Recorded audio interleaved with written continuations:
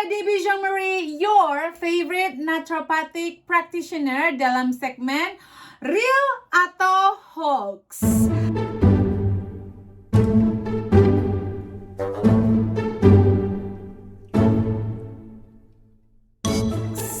Jadi hoax atau beneran nih?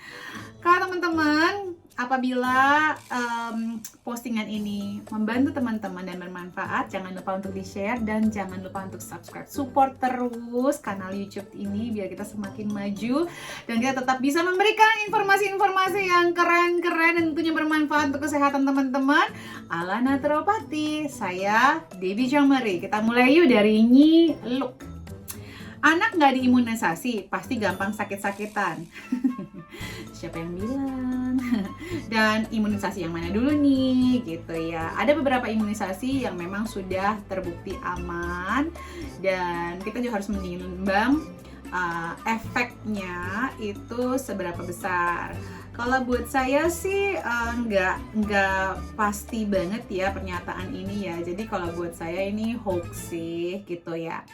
Jadi ada beberapa vaksinasi yang penting dan kalau sampai terkena penyakitnya itu mungkin berbahaya atau mungkin menyebabkan disabilitas jangka panjang. Jadi tapi ingat, imunisasinya harus sudah terbukti aman.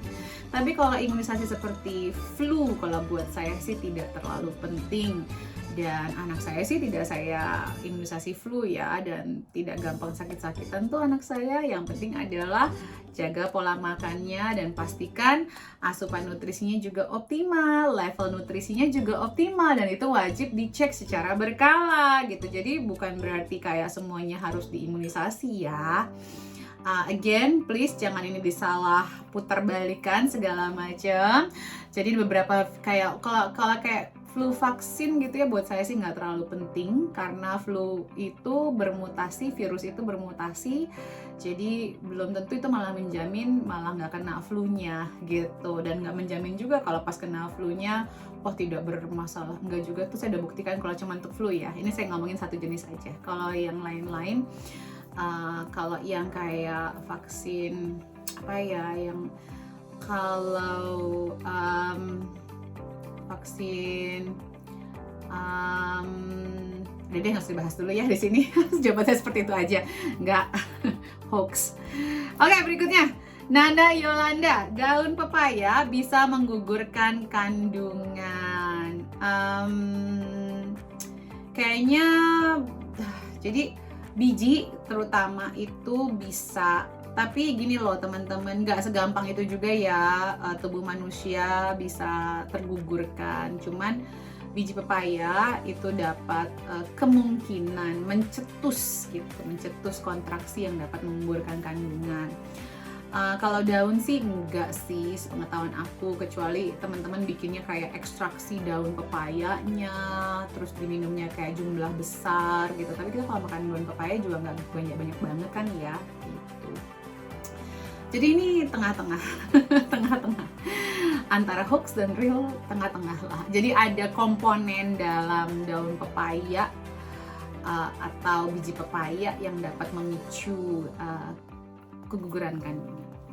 Ibu Yen Tan 99, Bu Deb, apakah benar nggak boleh minum zinc setiap hari? Katanya bisa menyebabkan autoimun. Hoax, definitely hoax.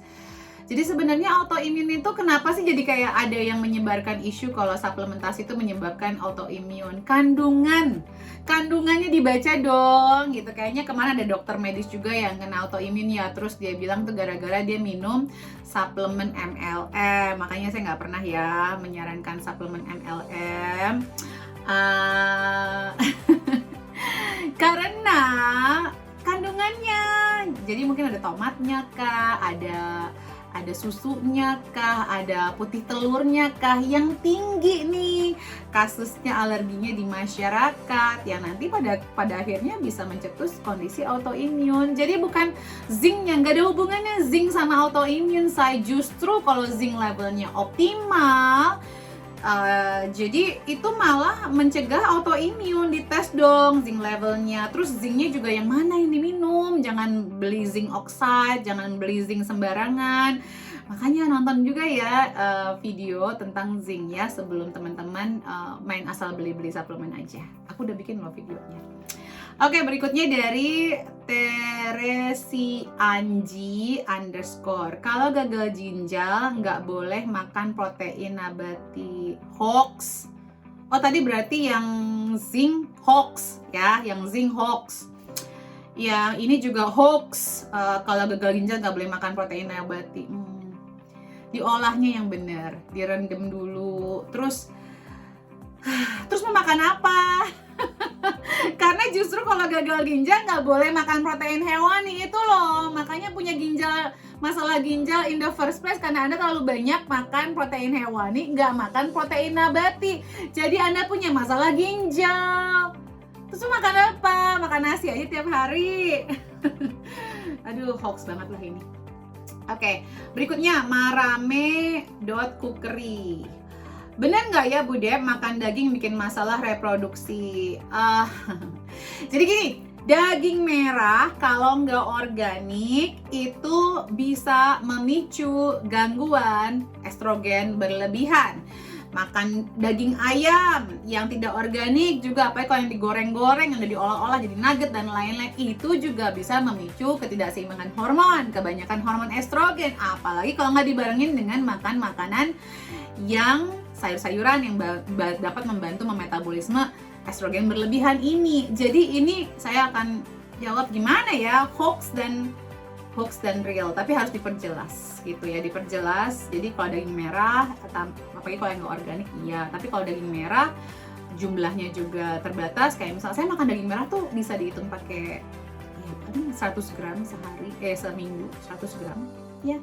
Saya bikin pakai daging gitu. Tadi pagi sarapan saya ada daging merahnya, tapi cuman dikit gitu loh. Saya campur pakai sayur, pakai quinoa. Jadi ada, tapi nggak banyak gitu. Nah itu nggak membuat masalah reproduksi. Tapi kalau dagingnya merahnya banyak, steak gitu. Kalau saya makan steak tuh paling random lah, saya tuh makan steak kalau saya ada kekurangan zat besi gitu, baru berasa kepengen, paling 3 bulan sekali saya makan steak gitu.